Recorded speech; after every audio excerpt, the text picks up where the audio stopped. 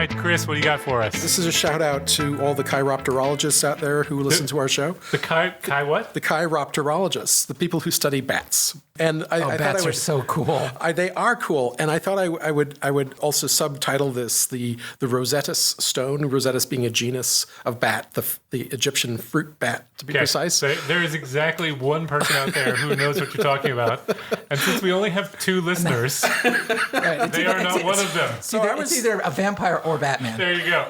There you go. On the web today trying to find a cool article to do for our funny science, and I saw this great video. Amazing and amusing. Wacky Why won't you call Wacky Science. I think it was amazing and amusing. It was either on PNAS or it was on Science. I can't remember, but it was a video of bats crashing into aluminum plates that had been hung up in various places to prove that the bat echolocation process requires a rough surface, that if it's a very smooth surface, they whack into it like a mirror.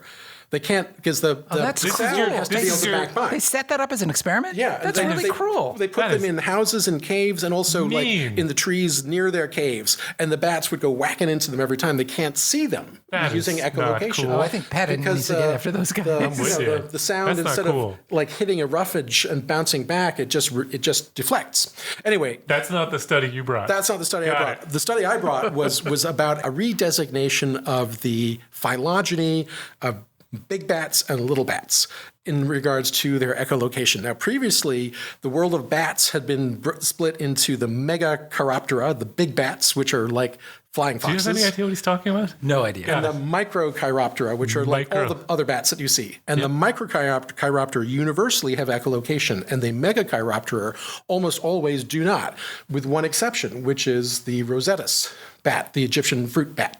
Are they also blind, the big ones? No, they have excellent eyesight, in fact, and they tend to hunt at dusk. And so they we eat can't fruit. say blind as a bat anymore. They're not blind. They have excellent eyesight, and they find their fruit trees and they eat them by visual identification. Now, the issue for the bat people is where did echolocation disappear in the evolution of bats?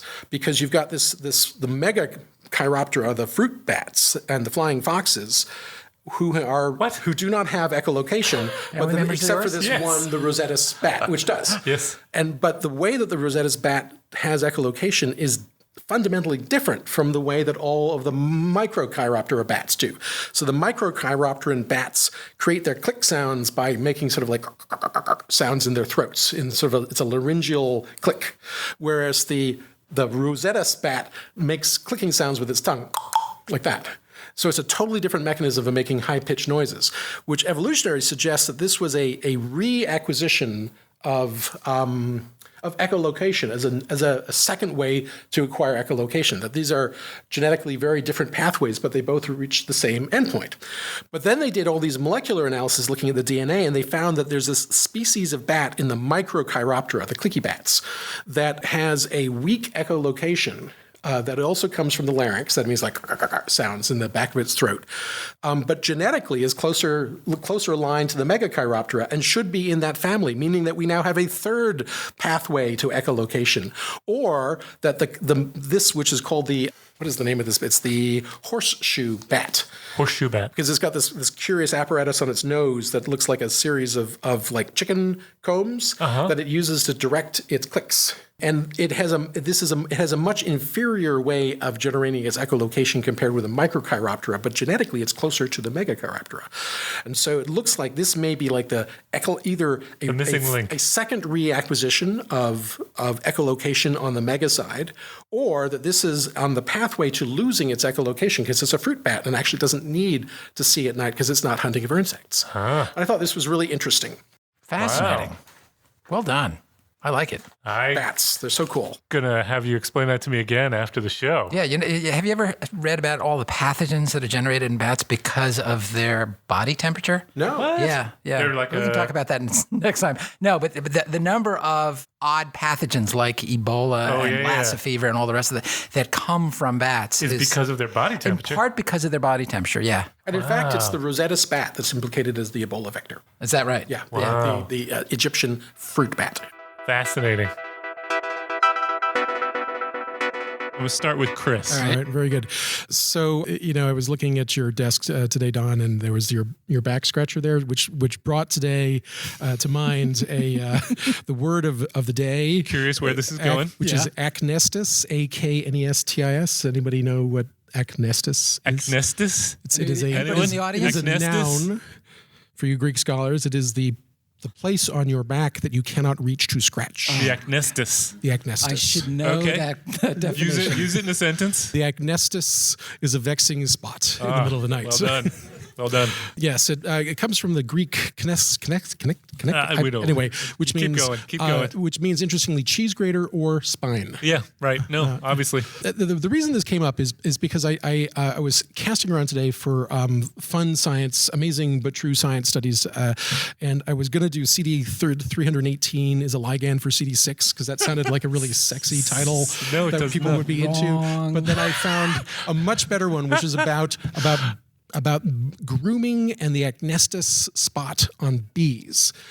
And pollen collection. Now, I was not aware of this, but when a flower makes pollen, it makes a finite amount of pollen grains, and pollen is a very energy intense thing to make because it includes all the DNA of the next generation. It's the haplotype. And so these pollen grains are precious stuff, and bees are incredibly efficient at gathering up pollen. We think that they are, but I didn't realize how ruthlessly efficient they are. 95 to 99% of a flower's pollen will be gathered by bees. Now, that is great for the bees because they eat the pollen, they feed it to their young. Yep. But it's bad for the flowers because the flowers want the pollen to go and pollinate another flower. Sure. Okay, so in a way, the bees are necessary, but they're a little bit evil because they're so greedy. And so the plants have come up with different strategies for getting around this, and it has to do with the acnestic spot on the bee. So it turns out, and this is what these researchers did was using fluorescent dyes on bees, is that they found that there are places on bees that the bees cannot groom. So if you ever look at a bumblebee, that it goes to a series of flowers and gathers up all this pollen and it catches it on its bee baskets, which is like the joints. We've seen the bee movie. Left. We've seen the bee movie. We know. And it creates this great big bubble of pollen, absolutely stuffed with pollen, and that's where most of it goes. But in the process, the bee is covered with pollen, and it doesn't like this. And so when the bee, particularly when pollen settles on the head of the bee wants to groom, and it's got all these grooming combs all over its legs, which it uses to gather up the pollen, and it tries to gather them up into its baskets and carry it back. But there are places on it which it cannot reach and it cannot groom, which are basically right behind the head or between its antenna or in the sort of the gap between its thorax and its abdomen. I was always wondering about that.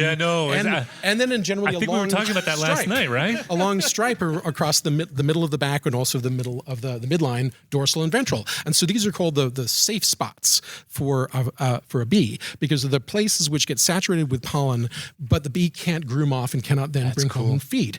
And so it actually then looks at the evolution of plants and finds that there are certain flowers which are particularly adept at depositing pollen onto the safe spots and then harvesting them onto the pistil to fertilize themselves. I just thought that was absolutely the coolest thing ever. So you can see Chris goes to the amazing. Acnestis. All right. Acnestis. I've already forgotten what it means. Who wants to go first? Chris. I'll go first. Sure. So I was thinking about weird science that started with the letter B. B. B. Letter B or animal B? B. Well, actually, animal B as well. So B, the animal B was one of them. Infant. So there was, there's a flurry of interest about the fact that there's a study that came out in Nature that says that bees can count to 0. And I was like, wow, that is so cool. And it was right up my alley. Then I pulled the paper and I realized I couldn't understand a word of it. About bees? The statistical analysis was so complicated. I was like, it defeated me utterly. So I decided not to talk about that one. So you're not going to talk about bees? I'm not going to, other than apparently bees can count to 0, which was in the headline. And so I've provided absolutely no additional information to what you knew before. Oh, this is so out of character for you, though. You've talked about bees how many times? I know. Our last live podcast. I know. You talked about bees. I'm kind of into bees, but I'll try to bring it back on a later edition. The second one was brains, though, and I was really interested. This is the study that came out in World Neurosurgery, a journal that I don't read very often, about trepanation, which is drilling holes in people's heads, like you need a hole in your head, like X. My mom always used to say For that. what purpose? For what purpose? For various purposes. Now, it turns out that the ancient Peruvians and later the Incas were masters at drilling holes in people's heads. You're joking. I'm not. And so you can learn a lot about this. What? Well, they would use a variety of tools, but usually flints, and they would sort of scrape them away. For what purpose? Well, that is interesting because you can often infer the reason that they drilled the hole in the head. And a lot of times it was because there was like a depressed skull fracture, probably because like someone threw a rock at their head and they have the hematoma. So they got to drain that. But at least with the Incas, the majority of these hole boring things were not done in the setting of depressed skull fractures. They were just done for funsies, for whatever, because they slept too much or something like that. Like a party trick. To try to cure that. Yes. Maybe they wanted a window on their soul. Most likely, it was probably mental health issues. Is my guess. Yeah. Is that this is treating Letting mental out the health. bad humors. Bad humors. Yeah. Okay. Anyway, you can learn a lot from the skulls because if you successfully trepan someone, drill a hole in their head, and they don't die, the bone will regrow, and so you can see that in the skull that the bone has healed, and so you know that the patient survived because it takes months to do this. So obviously they survived. Whereas if there's no regrowth, they probably did not survive the trepanation. They died on the table, so it was. And you have to have a very obliging patient to put up with this, to put it mildly. Yeah. That's not one you generally volunteer for. The survival rates with the Incas were up in the 90% range. This is astonishing that they actually got really good at doing this. And there are individuals that they found their skulls who had like 5 or 6 big holes in their head that were of different ages. And so they'd done this repeatedly, and they had survived them all. It is kind of a remarkable thing. But I actually wanted to talk about bonobos. So that's not what I'm talking about today. I don't even know what that transition meant. Bonobos are chimpanzees, but they're not chimpanzees because they live on the south of the Congo River. And so they cannot, the Congo is a big river. The bonobos are on the south side. The chimpanzees are on the north sides. And culturally, bonobos and chimps are very different, as Don knows. Right? You've seen bonobos. They're delightful, whereas chimps will bite and eat your face. Why does Don know? Because he lived in Zaire. When I was in the Congo for 3 years, there's a pygmy chimpanzee colony right next to us. Is this really back to the skull thing? I don't know where he's going. Where are you going with it? How many papers are you going to just report on? Just this one. This is the last one. I got a third one in there. I didn't say anything about the bees. That doesn't count. Anyway, this is called Feeding Decisions Under Contamination Risk in Bonobos in the Philosophical Transactions of the Royal Society of Medicine. And they were curious, will bonobos avoid bananas another sleep study. if they are presented to them in association with feces or dirt? Will bonobos avoid food if they're presented in association with feces or dirt? Will they? They will. They're very good at it. And I wish you could see the graph. I wish I people could. online, but they have this lovely experiment where they have sliced bananas further and further away from the banana, which is on top of the feces. And this is and the likelihood that they will eat the banana goes up in a linear relationship to the distance from the feces. Increasing function of decreased feces. So the question is whether bonobos would avoid food that are closer to the horrible thing, and the answer is yes. Wow. Okay. So now we know that. So now we know. Yeah, there's a whole lot else about bonobos that we are not allowed to discuss. There's absolutely true. I think we could have a special edition of the podcast about bonobos. I think we could. Bananas and poo. Chris, you wanna give us yours? Yeah. So I started on this topic because I'd stumbled across this paper in Science about some academic fraud involving the study of lionfishes, and this individual would collect lionfishes somewhere in Australia at some reef, and they found a lot of lionfishes, but the locals were like, there aren't that many lionfishes, so they were skeptical. Mm-hmm. And it turned out that when you looked up the photographs, a bunch of them were just the same fish reversed. Oh. So it was like, I was like, come on. And the paper got retracted and the author got fired. But it got me thinking again about one of our favorite topics, which is intellectual dishonesty. And I wanted to read into the record one of my favorite examples of plagiarism. which is this really kooky, concocted story about this British classical pianist called Joyce Hatto. Okay. Have you heard of this? So I vaguely feel like I've heard this story, but I don't remember what it is. It's a little bit old. It surfaced around 2007. Yeah. And so, but it is just like a jaw-dropping story of dishonesty. So Joyce Hatto was a British concert pianist, classical pianist, who had kind of like a meh career as a performer. And there's a bunch of reviews of her actual performances, which were kind of pretty snarky, should we put it that way. So she retired and became a piano teacher, and then it kind of disappeared from view. In her late 60s and 70s, she and her husband, who was a recording engineer who had run a number of tiny little record labels over the years, many of which focused on reissuing old recordings, launched a catalog of her oeuvres that included essentially everything in the classical repertoire that you can imagine, including concertos with large symphonies. Okay, and these recordings received just glowing, approbation. I mean, it was just like they were revered. And she kind of came out of nowhere. And then in her late 60s and 70s, she developed cancer and was terminal and continued to record and release all these CDs. And so it added to this sort of almost impossible fairy tale of overcoming adversity to create all these works of art in your last years of life. And at the age of 70-ish in 2006, I think it was, she died. Now, around January 2007, which is just a few months after she died, there was a blog post populated by piano audiophiles. And on this post, a piano aficionado writes a post basically saying, I bought this Joyce Hatto CD, which had Mozart and Prokofiev and Albanese on it. And I'm listening to this thing, and it's like, I cannot buy that this is the same pianist in all three. Their style is just too different.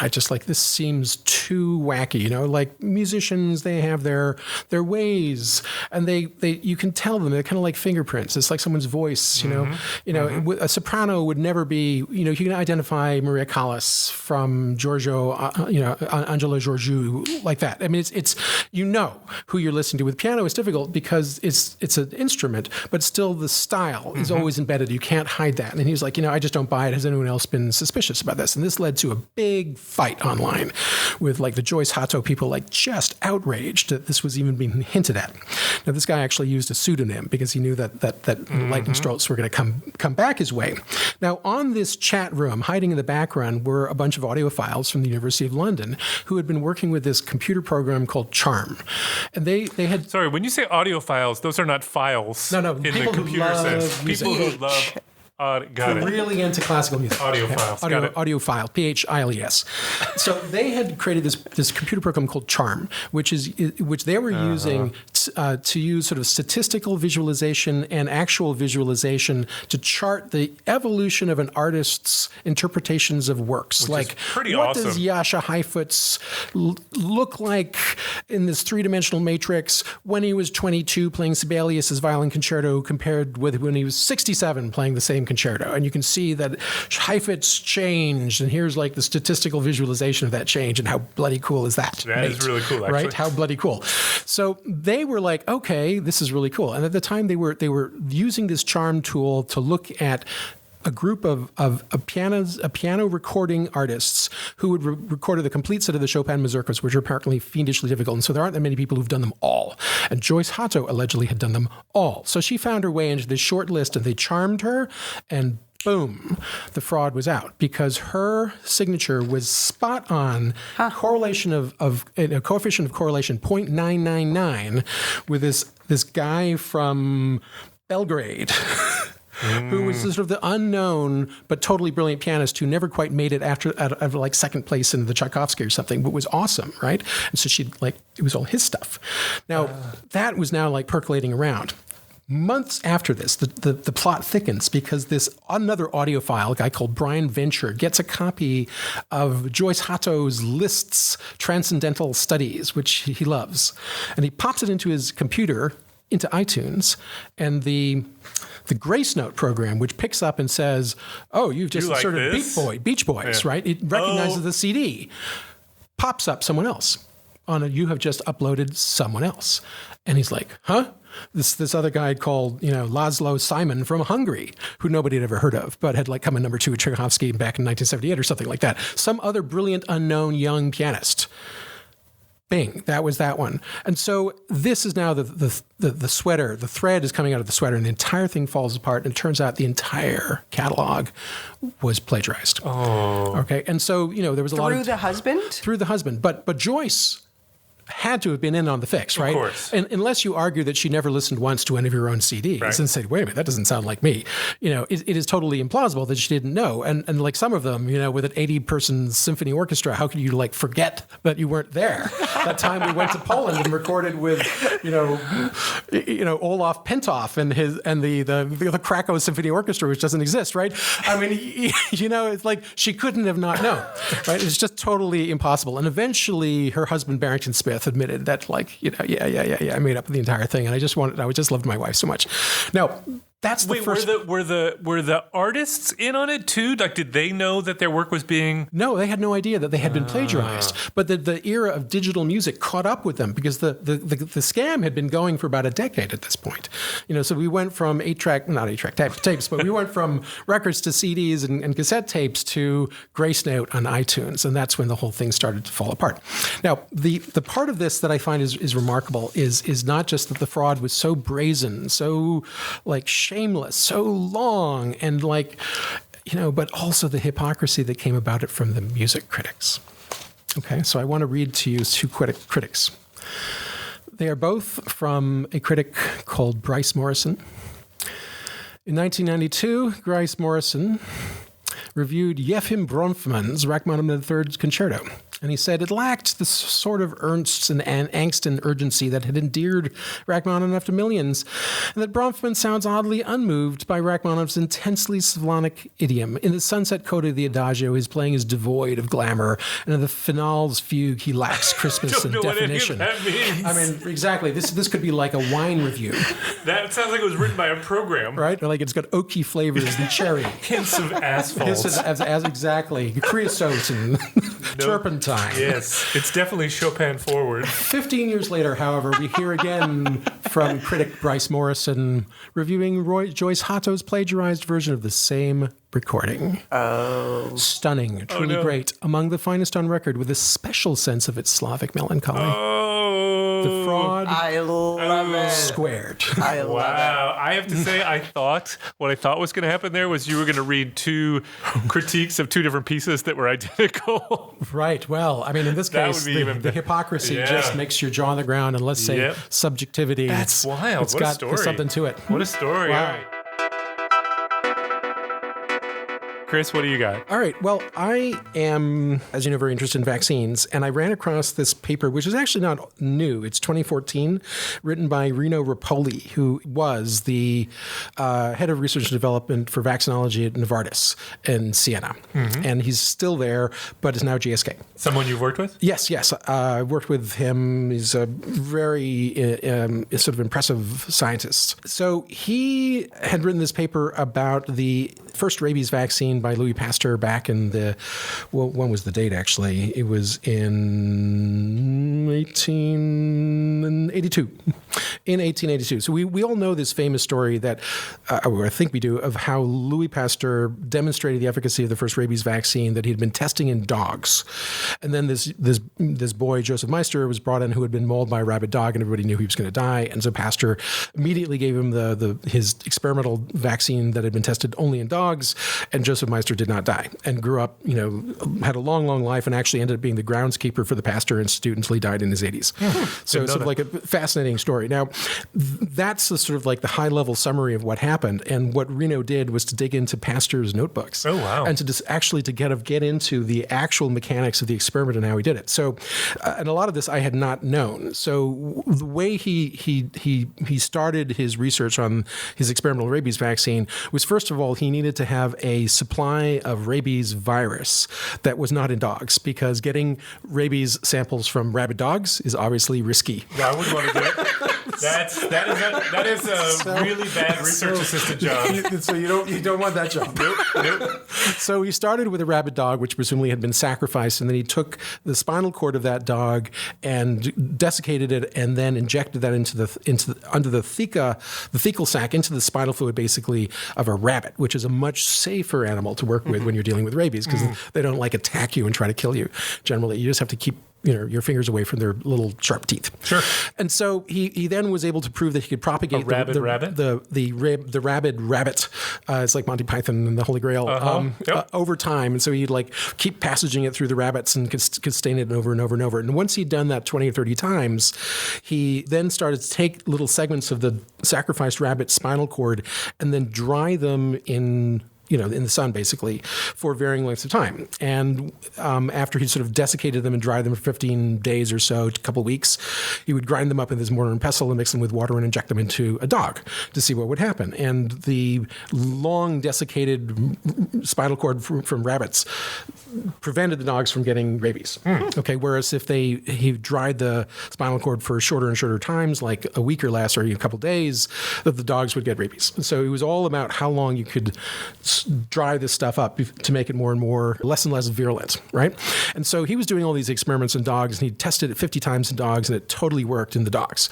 And then Joseph Meister shows up, and he shows up on July 4th, U.S. Independence Day, incidentally, and quite a mess. He'd been bitten all over his face, and so not only was he going to die, but he was going to die soon, because the time to death from rabies is dependent on how long the neurons are. So the facial neurons, the cranial nerves, are short. They're a couple inches long as opposed to your arm, which is 3 feet long, right? And so it takes a long time to get rabies from a hand bite, and it takes days from a facial bite. Wow. So which is also interesting, because it's retrograde transport up the axon until it jumps into the spinal cord. And so the way rabies vaccines work, actually, which is a little bit scary, is that they intercept the virus at that synapse.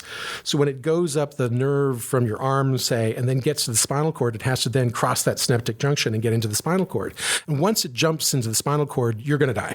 There's like mortality is at that point 100%. Yep. And so rabies vaccines work by creating antibodies that block rabies virus in the synaptic cleft, which is just really thin. And so the concentration of antibodies in the synaptic cleft has to be super high, and they have to be potent, and they have to neutralize it in that sub-micrometer gap. Otherwise you die, right? And of course, he didn't know the pathology of this. He just knew that his vaccine worked. So he did this, right?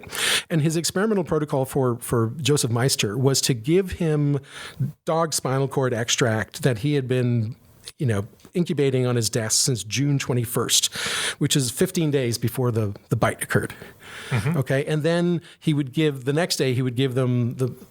Joseph Meister the spinal cord extract that had been desiccated for 14 days, then the next day 13 days, then 12 days. And so he was sort of actually marching forward in terms of less and less certainty that the extract would not be red hot with rabies until he got to he was injecting him with dog extract from yesterday, which he knew in the dogs would definitely give you rabies. Right. So not only why is he doing it? Well, because he was applying the same paradigm that he was trying to go from least likely to be virulent to most likely to be virulent as sort of a way of gradually building your immune response up over time. I mean, that was his theory. We would now say that's totally bonkers. Because why would you ever expose someone intentionally to rabies? But he did. And he knew that he was doing this because in parallel, every day he gave a little bit of this extract also to a bunny to see what would happen to the bunny. And the bunnies that got rabies extract on July 6, 7, 8, 9, 10 were all super good to go bunnies, did not develop rabies. But the ones that were exposed from July 11th on, which represented the 5-day or the less than 7-day desiccation spinal cord extracts, all got rabies. And Pasteur knew in real time that the bunnies were getting rabies as he was still injecting this stuff. And so not only did his vaccine prevent a dog bite rabies, but there was a second sort of challenge, which is that he was administering systematically live rabies virus to this child. But it all worked out. But it all worked out well. But we will stipulate the IRB was not consulted on all aspects of this protocol. Why did it work out? Well, because the early exposure to the very long desiccation exposure spinal cord was highly immunogenic, and it led to rabies and neutralizing antibodies. And, he was good to go. Wow. quite Okay. an experiment. That's amazing. The other thing that's sort of like aside is that there's a little extract of a picture of Pasteur's notebook, which, the fact that it was written in French notwithstanding is also completely legible. So like exactly what the protocol was. I tried to zoomed it up on my webpage. I still couldn't figure out something happened in June is all I can tell. Or maybe July. So anyway. All right. Chris, what about you? What do you got? Well, I've got a two-part presentation, but the second part is going to be in the next episode. So it's like a part 2 weeks from now. So it's like next summer. Yeah, 2 weeks from now. Yep. They'll get the first part. But this is a pair of papers that I mentioned to Don before about the transmission of respiratory viruses. A very popular topic right now. Mm-hmm, sure is. So, as our listeners will no doubt know, there are three. Oh, this is the poker game. This is the poker game, right? There are three known transmission methods. There's the direct I sneeze in your face method. It's believed to be highly efficient. Probably is. Gross, but highly efficient. Yep. There's the indirect transmission, which means I sneeze on something that you then touch, and you convey that stuff to your nasal mucosa, to your respiratory mucosa somehow, by presumably on your hands. And so that route's called the fomite route. And the fomite means the inanimate object that connects the two of us. Yep. I pour you a glass of juice. After sneezing on my hand, you then get the snot off of the glass, and somehow you get it into your mouth. And the glass is the fomite. And the third one is aerosols. Okay. Now, we must admit, humbly, that we don't know much about these transmission routes for most viruses, including coronavirus 19, COVID-19. There have been a lot of assumptions made, however, about how it transmits. And so you will recall that at the beginning of the episode, the dictum was, wash your hands early and often. Right? Yep. Which basically is implying that the fomite route is very important. Okay? Mm-hmm. Now, that's reasonable because at the beginning of this, we didn't know anything about COVID-19, and so it's reasonable to take an abundance of caution. Okay? But there was a certain amount of inconsistency in this argument because one would also argue that if you don't know that the aerosol route might be important, you should also, through an abundance of caution, recommend masks, and we did not do that. And so I think that to me feels like a screw up in terms of our messaging. And it has turned out to be a big screw up, as we have since learned that COVID-19 seems to mainly spread by the aerosol route and only occasionally by the fomite route. And so we got that one. I'm not allowed to swear. It rhymes with bass backwards. Okay? So you're anti-fomite is what you're telling us. Anyway, I wanted to go back to the source because this question of how did viruses transmit has really not been studied practically anywhere, with one major exception, which is rhinovirus, which is the cause of the common cold. So back in the 1980s, there were two really cool experiments that were done looking at how rhinovirus moves from person to person. Now, I remember when I was an ID fellow, one of my attendings told me about this famous paper and said, this proved that people can get infected by playing cards, implying that the cards are the fomites, and this was a very efficient way of getting rhinovirus. But I hadn't actually read the paper until a few months ago. And when I read the paper, I realized that my attending had got it completely wrong. That the paper basically showed that fomites did not transmit rhinovirus. And so the way they did this experiment was ingenious. They got 34 male healthy volunteers, and they infected them with rhinovirus by squirting it up their noses. And then out of this pool of infected people, they found the 8 who were the most infected, and they were like streaming the most rhinovirus out of their noses. Gross, and they had these guys then play poker with a bunch of uninfected volunteers who were in several groups.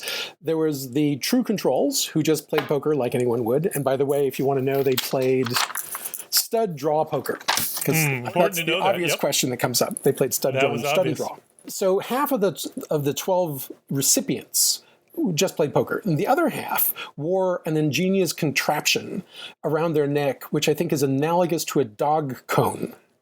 Okay, basically preventing them from touching their faces. Okay, it didn't actually look like a dog cone. So the cone of shame. The cone of shame. Yep. But it had the same thing. It was like this big sort of plexiglass hood that was 3 foot across and allowed you to play poker, and you could see through the hood, but you couldn't bring your hands up to your face because you bang into the plexiglass. So you couldn't actually touch your face at all. It was impossible. And and these guys were infected with rhinovirus. No, these are the recipients, right? These are the uninfected people who are playing poker with the guys streaming rhinovirus out of their noses. Okay?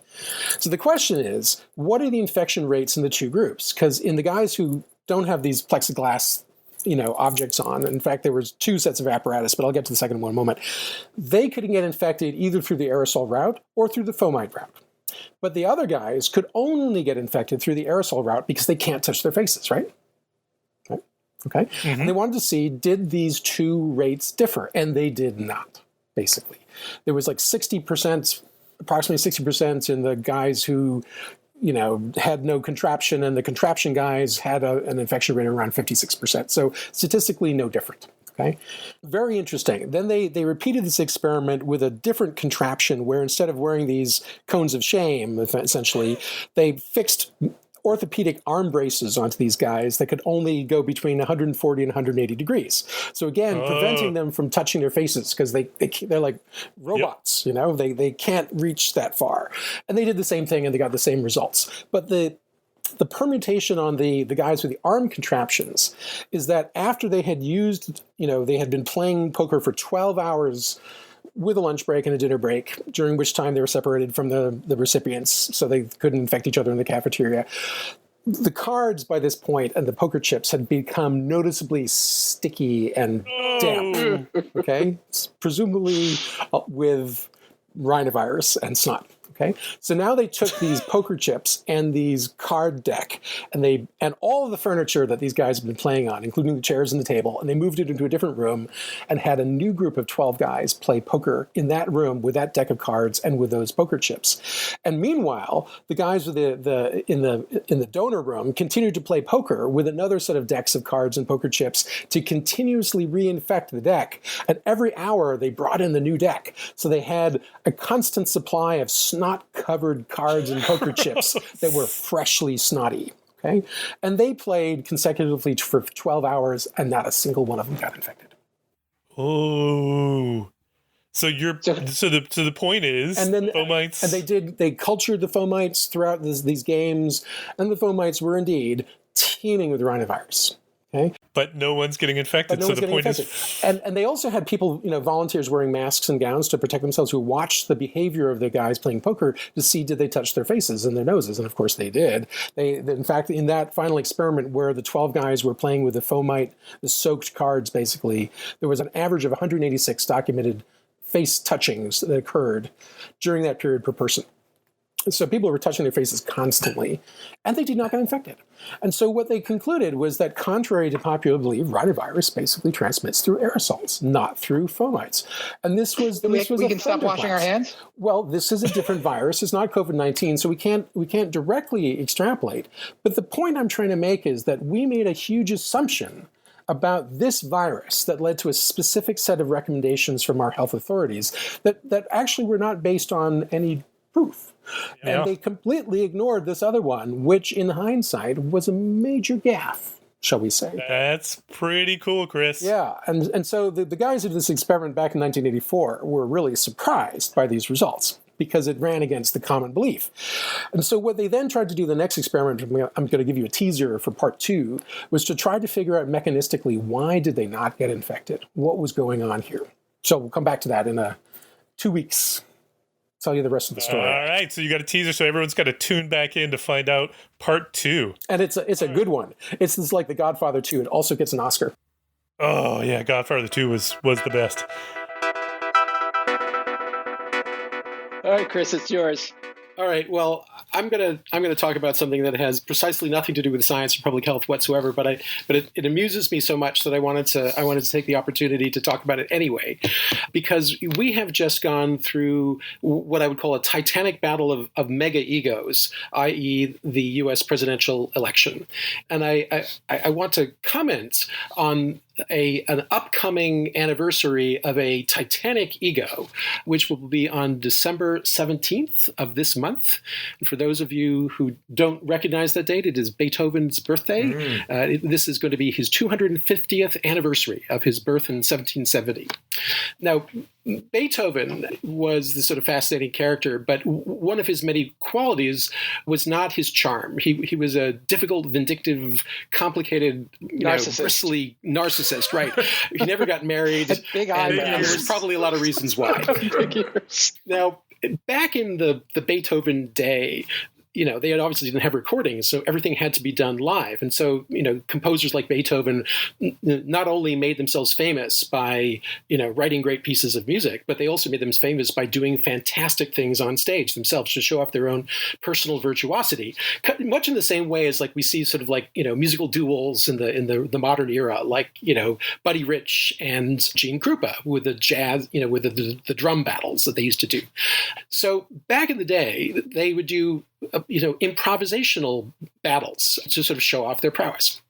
Now, around this time when Beethoven was, I guess this is around the 1800s, very early in the 1800s, probably 1801 or 2 or 3, right before Beethoven had written his third symphony, the Eroica Symphony, there came along this sort of upstart guy called Daniel Steibelt, who was sort of, very flashy and had acquired this reputation as being a fantastic improviser. And he also had a wife who was very beautiful and played the tambourine and danced. And so there was sort of a visual aspect to Steibelt's performances. And he made his way to Vienna, where Beethoven was basically, had sort of set up shop, and this was his town. And Beethoven was very put out that Steibelt was coming to basically eat his dinner. And so Steibelt had come and given this quintet performance with his that featured this very complicated cello bass line. And so at the court of one of the princes that was Beethoven's chief sponsor, I guess, if you will, Steibelt was invited to give a piano improvisation. And he did this by taking the cello part from his quintet and playing it on the piano, just the first opening notes, and then improvising on it in sort of a Titanic way. And observers at the time suspected that he kind of not really improvised it, but had actually planned the improvisation long in advance. But nonetheless, it was a spectacular feat, and he got rapturous applause from this. So then it was Beethoven's turn to do this. And so Beethoven, got up and he took the piece of piano of the cello part that Steibelt had dismissively thrown on the floor because he was going to do it from memory because he was so good, you see. And he picked it up and he put it on the piano music stand and then turned it upside down. And then proceeded to improvise on the first several notes of the cello line played upside down and backwards. And then he improvised on that and blew everybody away. And so Steibelt, reputedly never came back to Vienna and sort of slunk off with his tail between his legs because he was so humiliated by this, and Beethoven had really proven himself. But Beethoven, being a complicated, vindictive, uncompromising man, shall we say, was not yet finished with his revenge against Steibelt. And so when he wrote the Eroica Symphony, and I'm going to play this, just a short excerpt. So I'll just describe to the audience what you're going to hear first of all, which is this is the fourth movement, the final movement of the third symphony, the Eroica Symphony. And it starts with this fantastic sort of explosion of noise from the violins where they go, and there's a big sort of like climactic bravura of noise. And then it goes into this weird little dinky sort of like insipid music, this sort of silly song, right? And the silly song, well, I'll just play it for you, then I'll explain more.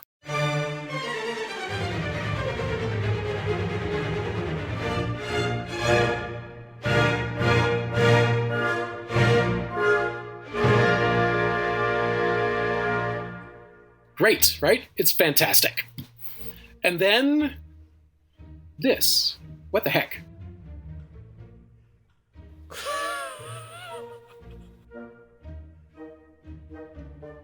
It's a child's song.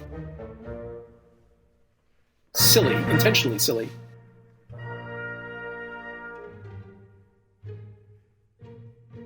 Okay, now, the interesting thing about this and the denouement to the story is that that silly song that he plays there is the opening phrase of the upside down and backwards cello line that he improvised on to humiliate Steibelt. And he wasn't finished just doing it live. He then wrote his third symphony based on that theme and spent the entire movement turning it into something unbelievable.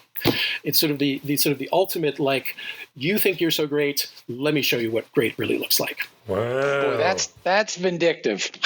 Yeah. And in fact, he had done it 3 times because he'd written 2 other compositions that kind of led up to this. So he like did it repeatedly. And in fact, the theme, the sort of the dinky, dinky, dinky, dinky song is strung throughout the entire symphony, making one think that he probably wrote the 4th symphony last and then put it in sequence as sort of like the capstone. So and then he raised his eyebrows. And of course, the 3rd symphony is a totally fantastic piece of work. So but sort of understanding the history behind that and the politics and the personalities, I think, just makes it that much more interesting to listen to. Chris, what do you got for us? Well, I got a quickie. I was looking for elegant experiments on Google, and the first one that popped up was in the American Physics Society APS News, This Month in Physics History, which was published in June 2006, and it talks about the seminal experiment by the Greek. I don't know what you would call them because they weren't scientists, because that term hadn't been invented yet. So we'll say a scholar called Eratosthenes, and it was his seminal experiment to try to figure out the diameter of the Earth.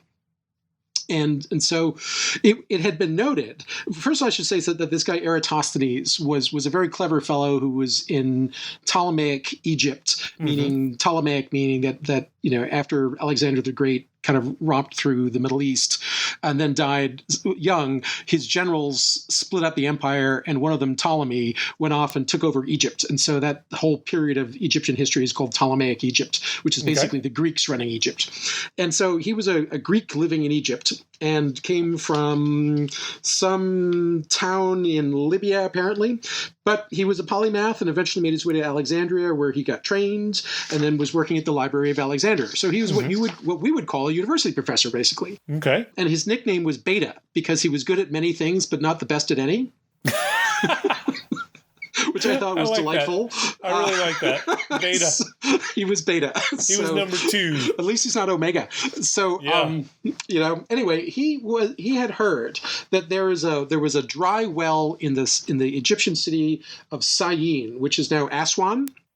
That on the summer solstice would shine straight down without casting a shadow, meaning that the sun must have been right above it. Okay. And so he figured that, like, if you found, if the world was spherical, which they believed at that time, that if you measured in another well with a stick pointing straight up on the summer solstice, that there would be some deviation in the shadow of the stick. Because in Syene, it should be pointing right down, there'd be no shadow. But anywhere else, there should be a shadow. And then you could measure at high noon, which even then they could pretty much figure out. You could figure out what the deviation and the number of degrees was in the shadow. And then if you knew the difference between Syene and this other place, which turned out to be Alexandria, you could then calculate the circumference of the Earth, which he did. And so the sort of interesting thing about this is they didn't have rulers to sort of measure physical distance between these two cities, which were quite some distance away from, hundreds of miles away from each other. And so he did it using these guys called bemetists, who were architectural experts who had been trained to walk in a stereotypical fashion such that each stride was identical. And he had them measure the distance between Alexandria and Syene, and thereby calculated the circumference of the Earth to be 250,000 stadia. Now, we don't really know what a stadia was. I do not. We don't have like a stadia rule book, but so there's some argument about how long how big a stadia was, but based on the estimates of what a stadia probably was, the circumference of the Earth was between 24,000 and 29,000 miles, which is pretty darn close because the actual circumference is 24,900. So he really actually kind of nailed it using a stick stabbed into the ground and applying basic geometry principles. And I thought that is like, good on you, Eratosthenes. That is, and this guy was called Beta? He was called Beta, but I mean, I think that's an alpha right That's there. An alpha move there, if ever I heard one. So I was impressed. Very cool indeed. Chris, what do you got? I'm going to talk about making biscuits because we're coming up to Thanksgiving. Oh, what kind of biscuits are we talking? I'm really talking about cats when they need. Well, What? Like You know British how, Bake Off? if you've ever had a cat, Yes. No. many cats do this behavior where they knead. It's like they're kneading the bread. Yeah. They kind of go and they get really into it. And they purr like crazy, and they just go into a trance and they knead the biscuits. And the British call it making the biscuits, and we call it kneading bread. But the cats probably call it something else. I don't know what it is. But my cat does this all the time, and You it's really are charming. not talking about biscuits. You're talking about cats. Cats making the biscuits. I really thought we were talking about actual biscuits. Well, I suppose if the biscuit dough was soft and furry and comforting, the cats could actually knead the biscuits. Okay. But what I was curious about is, why do they do this? Why do they do this? Well, I investigated, and I came up with a series of theories. One is that they are recreating the behavior of making their bed in the wild, where they would like go into a grassy area, and then they would sort of trample the grass down so they can make a little nest to sleep in. Like dogs going in a circle before they lie down. Yeah, like that. Why do Like dogs sort go in of a circle? creating the bedding space. The dogs, before they lie down, they usually go in a circle. Why? Same reason. They're making their bed. They're finding Tamping down the grass. They're Really? making themselves Is that safe. why? I didn't Yeah. know that. And there's some evidence to back this up, because it turns out that like people who have grassy backyards where they don't mow the lawn very often and have cats, that the cats do actually go out into the lawn and trample down little circular areas and sleep in them. Oh. So there's some theory to that. So I thought that's okay. So that's one theory. The other one is that perhaps the cats are remembering in some sort of deep way the behavior to express milk from their mothers. Mm-hmm. That they kind of need the abdomen of the mom, and then it creates the milk letdown reflex. And there's some evidence to suggest that too, because little kittens do this to their mothers. And it does release the milk as you would expect. And when the cats do this making the biscuits thing, if they're sitting on a blanket, they will often suck on the blanket after they do this. So it's kind of like they're remembering the whole process of bonding with their mother. And I find that at the same time charming and sad, because it's charming because it's obviously a powerful, friendly, happy emotion for the cat that they're remembering. And it's sad because they're away from their mummies. And that makes me just so want to cry. So that's the second theory. The third one is kind of linked to that. It is that the cats are trying to, because they often need the biscuits on your lap, which is, if you have a cat, this is painful, right? Because you don't want to stop the cat from doing it, because they're just in ecstasy, but they're digging their claws into your thighs as they need the biscuits on your leg, and it hurts. But the theory is that perhaps this is creating a maternal bond with their owner, and that this is part of the sort of like replacement of the actual mother with the new mother. Interesting theories. A more mundane explanation is that they just like it because it's soft and it relaxes them, and they just kind of, it feels good. And there's a certain, obviously, that's true, because my cat, when he does this, tends to prefer to do this in the sun on a very fluffy pillow. So it feels good. And the fifth one is that cats, believe it or not, have scent glands in their hands. Really? And so part of it is believed that they might be marking their territory by sort of putting their fingerprints all over the thing that they find so comfortable that they want to own. And one veterinarian who was interviewed on this said that she thinks that this has got a lot to do with kittenhood. And she says that only about 1 in 100 adult cats will need the biscuits, as opposed to kittens, who pretty much universally do this. However, in my personal sample of 5 cats in my lifetime, Oedipus, Cato, Max, Hercules, and Jackson, named after your son. Oh, come on. 100% of those cats needed the biscuits, made the biscuits all the way through their lives. Really? Yeah. Maybe it's just because of the insecurity that they feel in the environment that they're living in. Probably, because they're not afraid of me. That is for sure. My cat is the most sort of like bold and uninhibited creature you've ever met. His best friend, by the way, is the golden retriever, Moose.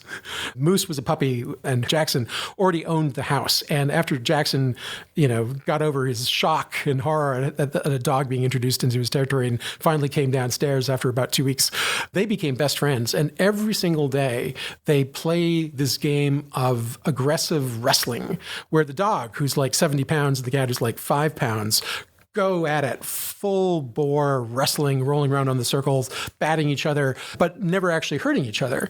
One day, the cat got his claws hooked on the dog's lower eyelid. Ooh. And the dog just sort of paused in the middle of mid-wrestle, right? And then the cat paused, and they both kind of sat down with the claws still hooked into the dog's face. And the cat then gently pulled his claws away and then licked the dog's face. Aww. So sorry, I didn't mean to hurt you. That's so sweet. It was just charming. Huh. Okay, so we need to have a very, very long discussion about how this all came about. This whole piece you just did there. You sat down today at some point last night, and you just thought, I'm gonna figure out why cats Make the biscuits. that is. Are you written up in any textbooks anywhere? There has got to be a case study. Normal There's an psychology. ICD-9 code to go. A case study that is Chris Gill. Wow. Chris, what do you got? Well, I have two short things that are loosely at best connected that have to do with hot summers. Okay. And they are respectively drinking cold lager beer. And I like lager beers in particular because I'm not really a beer aficionado. My wife has a much finer palate and she loves all sorts of complicated IPAs, and I just find them better and mostly taste like poison to me. Yeah, I like it I don't simple. agree, but I understand. I understand. I'm extremely lowbrow with my Lowenbrow. Anyway, that was terrible. Yes. It's awful. And the second thing, of course, is watching fantastic movies while you're drinking those beers, and they kind of go together. So I wanted to talk about one beer that I particularly like, which is Kirin beer. I don't know this beer. You do. It's the Japanese beer that you get at the sushi restaurant. That's got sort of like a flaming dragon monster creature with a flowing tail and flames bursting out of its mouth, I think. Okay. That looks kind of like a dragon/lion. Sure. Okay. It's called a Kirin. Kirin. Are you familiar with this? I am not. Beer, Kirin, it's Ichiban Shibori. No. No. It's I think it's probably the most famous Japanese beer. So Asahi could be more famous. I don't know. Anyway, it's a very popular beer in Japan and quite tasty. Yeah. Okay. The thing that I find really interesting about this is that the word Kirin in Japanese also means giraffe. Okay. Well, Nick seems to know this. Nick is aware of the giraffe connection. Okay. Yeah, and I think that this is absolutely fascinating because the mythical Kirin, the flaming lion dragon god flying through the sky, was not a giraffe. Was less weird and more easily believed than the actual giraffe, which no one could wrap their heads around as being possibly true. That there would be this creature out there with a 12-foot neck covered with spots that would eat leaves from the top of the trees. And no one was buying that nonsense at all. And so as it made its sort of like gigantic transcontinental over the Silk Road pilgrimage of the story of the actual giraffe, it morphed into this fire dragon god. Wow. And I think that is just like an amazing kind of game of like reverse telephone. Yeah. That happened, thousands of years ago. And the characters for writing the name Kirin in Japanese, and I assume it's the same in Chinese because Japanese characters are all from China originally, are etymologically very interesting too.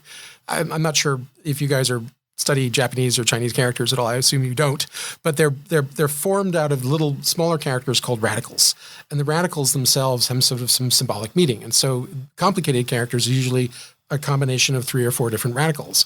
And sometimes they're put together just in ways that to make them phonetic. So like there's a dominant radical that sounds a certain way, and that's just, and it doesn't mean anything. But oftentimes they do mean things. Like the character for samurai, which is one of the few characters actually that originated in Japan as opposed to Chinese, is a combination of the temple and a man. So he's the man of the temple. Oh, okay. And it's very interesting how some of them come to be. But the one for Kirin is very interesting because the left-hand radical in Kirin, in both of the first and the second characters for ki stands for deer. And then adding to that is an unusual sort of grammatical character that usually means like that or that person. Yeah. So it's sort of it's like a declaration. It's like that deer. Mm-hmm. But deer is not literal. It's like they use the deer radical for all sorts of 4-legged animals. Okay. Deers, cows, horses, whatever, all sorts of different, probably not horses actually, but many, many, many animals have the deer radical in their name. And so it's not actually saying this is a deer, but is referring to the giraffe. Right? That weird deer. And the second one also has the deer radical in it, but then the 2 subsidiary radicals, one is for rice and the other one is for outside. And the rice radical actually refers to the West. Okay. So where it came from, Africa. Oh, okay. Yep. It came from the West. Yeah. The story came from the West, and the outside is obvious. It's like it's not West and not from here. Yeah. So it is that weird deer that came far from the West that is not from here. That is what the word actually means if you look at the That's radicals. very interesting. And I think that is like super cool. And the other thing I wanted to just comment on is my very favorite movie of all time is The Third Man by Carol Reed. He's the British director Carol Reed. And it takes place in post-World War II Vienna. And it's all about smuggling of penicillin and skullduggery and this sort of weird murder. And it's a fantastic movie, and it's got beautiful cinematography. But the thing I love about it is that the screenplay was written by Graham Greene, the famous British author. Yep. Who wrote quite a number of books that became screenplays. But this one was unique in that he wrote it as a screenplay, not as a book that became a screenplay. Okay. And it is one of his most famous, of course. And the cool thing I think about this whole sort of Graham Greene writing this book is that Graham Greene, in addition to being sort of an insightful observer of human nature and the gritty underside of things and the nature of man and the nature of our souls, even though he was an agnostic. He had this very singular writing style. And one of the funniest anecdotes I know about Graham Greene is that in 1949, there was this magazine called The New Statesman that had a Graham Greene writing contest where people would submit entries to sound like Graham Greene. Yep. And he, under pseudonym, entered this contest and lost. I think it's very funny. He did get second prize, so he did pretty well. He did okay. He did pretty well. He's an okay Graham Greene. And in 1965, he did it again under a different pseudonym, and then this time only got an honorable mention. Oh, but he's not the best Graham Greene out there. The beautiful irony is that the two paragraphs that he had submitted as this is trying to sound like Graham Greene, he actually used in a novel that he published. So later on, I mean, it hadn't existed yet. That's very and I thought funny. that was very funny, and I was curious whether there are others like famous people who had failed to be recognized for who they are. And it turned out that Charlie Chaplin, who was a friend of Graham Greene's when they lived together in Geneva, of all places, they were very close friends somehow, and he had entered a Charlie Chaplin lookalike contest and came in third. So I think these things happen a lot. Anyway, that's all I wanted to. I love it. They've got nothing to do with anything. But No, they don't have to. They don't have to. We don't expect that from Chris. Yeah.